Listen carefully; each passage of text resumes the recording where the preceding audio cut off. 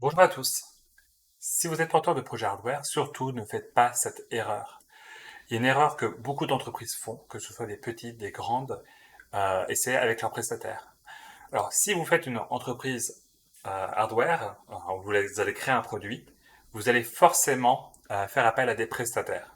On ne peut pas maîtriser toute la chaîne de développement d'un produit hardware seul. Alors on peut avoir beaucoup de salariés, mais forcément à un moment ou à un autre, pour des questions, pour les normes, que ce soit pour la certification, que les tests, que ce soit pour les, comment ça s'appelle, pour le fret, que ce soit pour la production, la pré-industrialisation, industrialisation, les tests, tout ça, et aussi pour votre développement, voilà, il y aura forcément à des moments où vous allez faire appel à des prestataires, c'est sûr. Et quand vous faites appel à des prestataires, il y a quelque chose qui est très très important. Il y a beaucoup d'entreprises qui viennent me voir, donc des petites, des moyennes, des grandes entreprises qui ont un projet et qui me disent Hey, Hugo, ce serait bien, on aimerait bien que tu corriges ce bug ou que tu ajoutes cette fonctionnalité. Ou alors, on a un composant, il est obsolète, il faut le modifier. Il faut trouver un autre composant. Et donc, on aimerait que tu modifies notre projet. Bah, c'est très bien, hein, moi, ça, je peux faire. Je suis très fort à ça, il n'y a pas de souci. Et généralement, bah, je regarde, je leur dis, bah, voilà, la première question, c'est votre projet. Euh, est-ce que je peux voir les codes sources? Comme ça, j'estime à peu près le temps nécessaire. Ça peut être très court. Sauf que, il arrive de manière un peu trop fréquente qu'on me dise, bah, en fait, les codes sources, on les a pas. Alors, pourquoi est-ce que vos prestataires ne vous fournissent pas les codes sources? Bah, la première, c'est parce que vous ne les avez pas réclamés. Et c'est ça l'erreur. L'erreur, c'est de ne pas réclamer les codes sources. C'est hyper important de toujours réclamer les codes sources. Alors pourquoi est-ce que c'est important? Parce que les codes sources, alors que ce soit les sources logicielles ou matérielles, ou vos fichiers SolidWorks aussi, ils sont très importants parce que c'est la seule manière facile de modifier votre projet. C'est extrêmement compliqué avec les fichiers générés, les rendus, comment ça s'appelle, les, les fichiers compilés. C'est extrêmement difficile de revenir aux sources originales et généralement ça demande de tout redévelopper.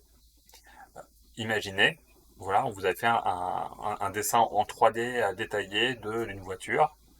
Vous avez fait un rendu, une photo de ce rendu-là. Vous avez là une image de la voiture.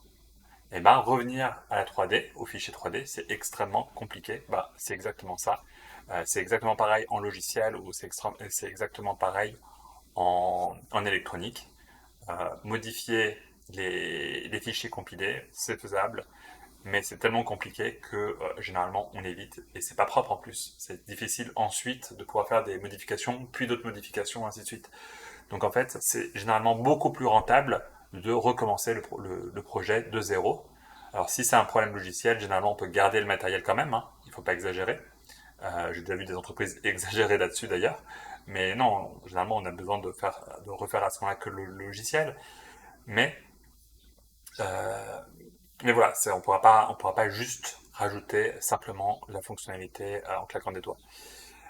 Donc, ça, c'est la raison pour laquelle il vous faut les codes sources, les fichiers sources. Les raisons pour lesquelles les entreprises ne veulent pas vous les fournir, ça peut être des mauvaises raisons, c'est du mauvais travail ou ils utilisent beaucoup de fichiers qui leur appartiennent pas ou qui sont open source sans citer les sources. Ou on peut imaginer plein de raisons pour lesquelles les prestataires ne vous fournissent pas les sources. Euh, il y a quand même des bonnes raisons.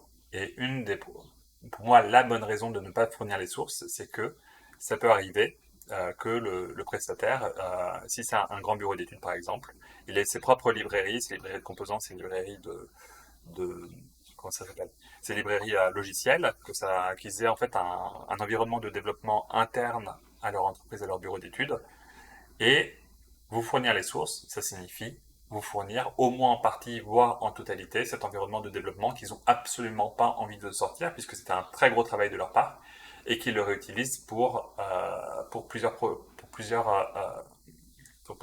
clients. C'est un peu comme la question des vêtements sur mesure ou du semi sur mesure. Pour eux, ce serait un peu du semi sur mesure. il y a des économies de temps de développement comme ça vous coûte moins cher aussi. Euh, mais ça fait que derrière, ils n'ont pas envie de vous donner les patrons des vêtements qu'on vous fournit en semi sur mesure. Et on vous dit d'ailleurs que c'est du sur mesure. Voilà. Donc voilà, faites très attention. Les entreprises, les bureaux d'études, généralement, ne vous fournissent pas par défaut les codes sources. Euh, Moi, j'essaie toujours de le fournir. Pourquoi? Parce que, en fait, j'ai envie que si vous travaillez avec moi, c'est par envie. Si on a envie de retravailler ensemble, c'est parce que vous appréciez mon travail et que ça se passe bien. Ça se passe très très bien avec beaucoup de mes clients. Ce sera certainement pareil avec vous si vous n'êtes pas déjà si vous n'êtes pas déjà un client. Mais mais voilà, moi j'aime que ça se passe bien. Faut voir que ces entreprises qui font appel à moi pour une petite modification, généralement c'est que ça s'est pas bien passé avec leur bureau d'études. Ça, il y a plein de raisons pour ça, mais ça peut être aussi pour une raison beaucoup plus basique, c'est que un bureau d'études, ça dure pas toute une vie. Il y a plein de bureaux d'études qui ferment, et quand vos fichiers sources, ils ont été créés par un bureau d'études qui a fermé, et ben qu'est-ce qu'on fait? Et ben on redéveloppe tout et on est coincé. C'est hyper important parce que si vous voulez modifier quoi que ce soit, si vous avez des bugs, mais aussi au niveau des normes, hein, les normes elles peuvent évoluer, ou alors peut-être que vous voulez vous implanter à l'étranger et que les normes sont différentes. Donc il y a plein de raisons pour lesquelles on veut modifier, faire des petites modifications minimes d'un projet et ne pas pouvoir les faire, c'est se fermer des marchés, voire ne plus être habilité à vendre en France.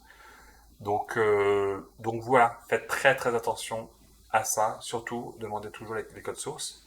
Ça va vous coûter, parce que beaucoup de bureaux d'études n'ont justement pas envie de vous les fournir, donc demandez-les avant de signer un devis. Parlez-en, c'est un sujet qui est important à discuter avant de signer le devis. Si jamais c'est après, bah, ce sera plus difficile de négocier, de discuter sur les codes sources. Mais voilà, c'est un sujet qui est tellement important que voilà, c'est très très important pour vous de le faire. Bon courage et bonne chance pour vos projets et j'espère pouvoir travailler avec vous.